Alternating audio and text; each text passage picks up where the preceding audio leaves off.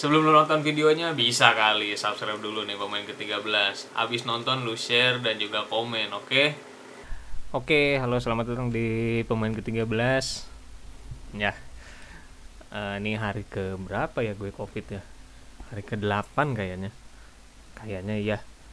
Hari ke-8 gue covid dan ya hari ini mau bahas satu match yang ya semalam gue tonton karena tadinya tuh udah nggak akan nonton karena ngantuk banget. Ternyata malah nggak tidur gue nya. Jadi sampai jam 3 gue masih seger. Endingnya gue tidur jam berapa ya? Jam 6 gue baru tidur. Oke, jadi Chelsea lawan Lille. First leg main di kandang sendiri. Ya FYI aja, di tahun ini udah nggak ada away goal ya. Dan gue setuju karena dengan adanya away goal tuh buat gue kayak akan ada satu leg yang salah satu tim tuh mainnya aman gitu. Main aman tuh dalam arti kayak kalau masih ada away goal nih, misalkan nyetak gol satu aja away, apalagi tim kecil ya, ya udah nextnya tuh akan setelah gol itu atau sampai di match berikutnya tuh udah bakal nahan aja, entah parkir bis kayak entah apa. Itu gue nggak demen tuh, makanya tahun ini udah hilang. Gue seneng sih biar nggak ada tim-tim yang apa ya, mainnya tuh pragmatis gitu-gitulah. Bahkan nggak tahu sih ini bakal kejadian lagi apa enggak. Gue malah lebih setuju satu leg aja sih, kayak waktu pas corona ya, jadi satu match aja, jadi kekuatan full tuh di satu match itu gitu.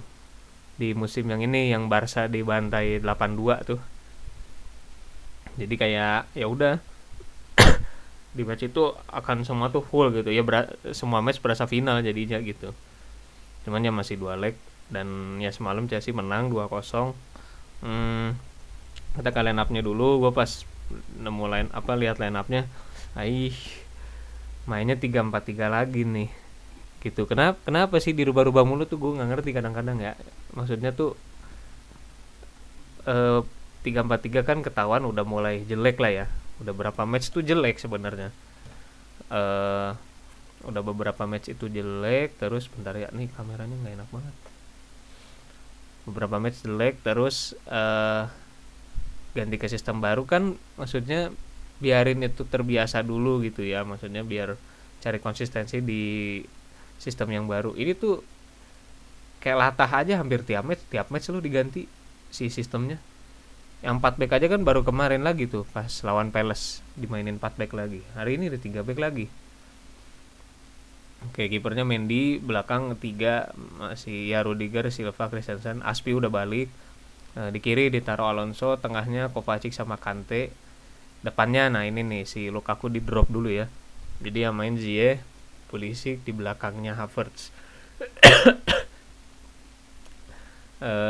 Ya bahas dikit soal Lukaku. Dia kan dicadangin ya match ini ceritanya. Cuman yang bikin gue nggak demen adalah kok media tuh lebay banget gitu.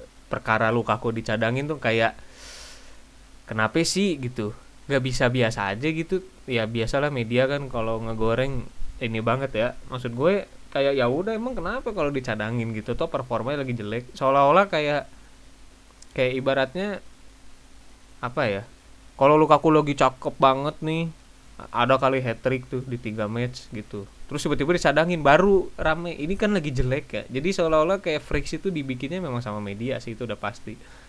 Seolah-olah jadi Lukaku nyantar nggak betah apa sih, kan jadi makanan kan buat media. Jadi gue agak sebel juga sih, sampai di semua di Twitter di mana beritanya Lukaku bakal dicadangin bla bla bla, tai. Kata gue, ngapain sih digitu-gituin. Kai Havertz kalau misalkan harga mahal, Kai Havertz sering banget dicadangin biasa aja. Ronaldo, Messi ada masanya dicadangin, nggak pernah tuh kayak sampai si Lukaku begini, lebay. Makanya gue agak sebel juga. Kalau perlu dijual aja lah pemain. Nggak suka gue, kayak ngerusak aja gitu, ngerusak apa locker room Chelsea gitu yang lagi sehat-sehatnya lah ibaratnya. Karena kan yang seniornya ada, yang muda-muda juga lagi ya nggak banyak tingkah lah gitu. Kayak kita ke matchnya ya, sebenarnya gue gak nonton nih sampai gue baru nonton menit 10 kayaknya ya. Dan dari komentator sama gue ada lihat di timeline dikit, sampai 10 menit itu ya, sampai golnya Kai Havertz, Chelsea mainnya cair katanya. Kebanyakan Kai Havertz ada 3 peluang ya di 8 menit pertama gitu tuh. Maksud gue ya udah tuh Havertz lebih mengancam gitu kan. Gue nggak yakin kalau Lukaku yang main kan. Nah gue abis ya golnya Havertz, pas gue nonton sebenarnya matchnya berimbang sih, cuman ya karena Lille pemainnya ya aduh amburadul banget. Tapi sumpah itu yang namanya Renato Sanchez itu gue nggak ngerti sih dia kenapa nggak ada di tim gede ya.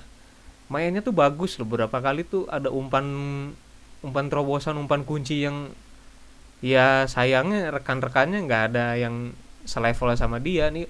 Skor tuh kadang nggak, aneh juga ya. Sanchez tuh bagus banget lah. Ini skornya cuma 6,3, kalah sama Bamba 7,8.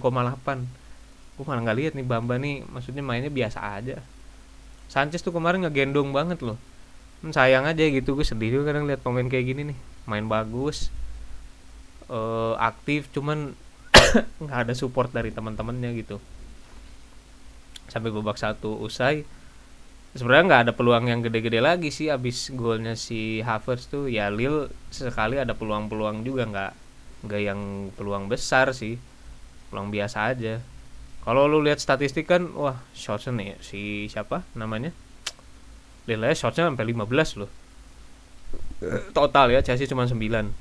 Dan ini cuman tuh sampai pertengahan babak satu doang Chelsea punya shot lagi pas mau half time gitu. Possession juga ya berimbang lah gue bilang ya.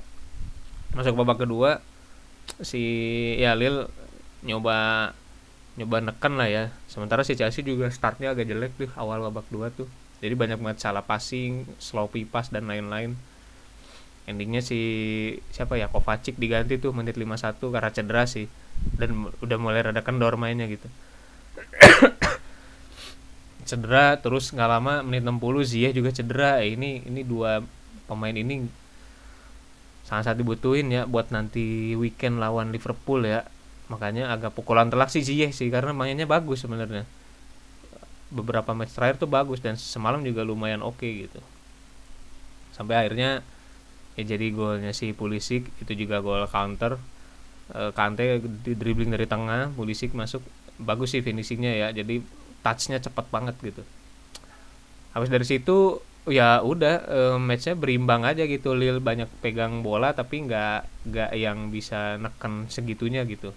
Nah, yang gue sebel dari Chelsea-nya 3-4-3 itu tiap build up tuh mereka pemainnya kayak terlalu jauh semua deh. Kalau lu lihat match semalam, jarak antar pemain tuh kayak harus diantar dulu gitu. Bola tuh nggak bisa langsung passing karena jaraknya gue sering bilang kan kalau 3-4-3 tuh memaksa buat melebar nih mainnya karena terlalu banyak pemain di sayap, sedangkan di tengah tuh jadi sedikit. Nah, tiap build up serangan tuh kayak jauh banget. Pemain-pemain tuh kayak harus, yang lagi bawa bola tuh harus ngedribble dulu sebelum ke passing gitu. Kante berapa kali harus nganter bola dulu ya karena jarak pemainnya terlalu jauh gitu. Dan kalau dibilang bagus sih ya yang nggak bagus sih mainnya gitu.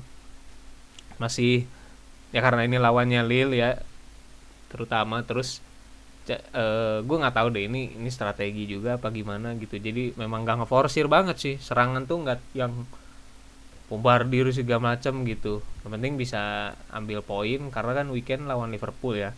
Itu yang concern juga gitu. Agak berat juga sih jadwalnya, nggak bersahabat lah dengan jadwal padat. Terus lawannya juga berat-berat. Untungnya di Premier League lawannya menengah ke bawah lah ya. Nah, ya gitu. Jadi banyak banget space. Untungnya sih si Lille nggak bagus ya timnya ya.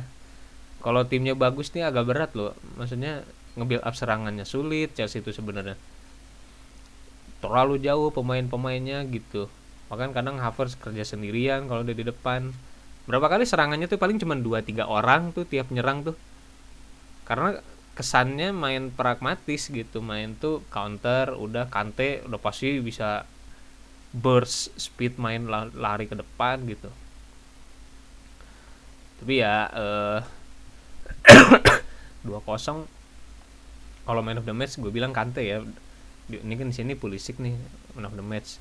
Havertz juga mainnya bagus, kerja keras, cuman Kante di match ini banyak banget ya, selain intercept juga banyak build up serangan ya yang gue tadi bilang gitu, karena si Chelsea mainnya sangat-sangat melebar, jadi pemain tuh harus nganter bola, dan Kante jadi salah satu yang banyak dribblenya juga gitu. Jadinya ya kemenangan 2-0 sih buat gue kemenangan yang cukup ya. Cukup tuh dalam arti memang mainnya nggak bagus, cuman jadi modal aja, karena di festive season atau peaknya jadwal mereka, menang 2-0 ini ya udah jadi modal banget buat nanti leg 2 gitu, karena nextnya lawan Liverpool mereka perlu pemain-pemain di tim ini yang semalam main gitu dalam kondisi yang fit gitu. Mudah-mudahan sih si Kovacic sama Ziyech nggak terlalu parah ya, gue belum lihat beritanya sih mereka cedera apaan. Yang jelas 2-0 kemenangan yang cukup, despite of jadwal yang padat, jadi kemenangan 2-0 sangat-sangat cukup lah buat Chelsea, bisa minimal bisa ngamanin dulu posisi mereka untuk bisa lolos ke babak perempat final ya. Oke, itu aja dulu dari gua. Berapa menit nih, lumayan ya, 11 menit. Ya thank you yang udah nonton ya, bye bye.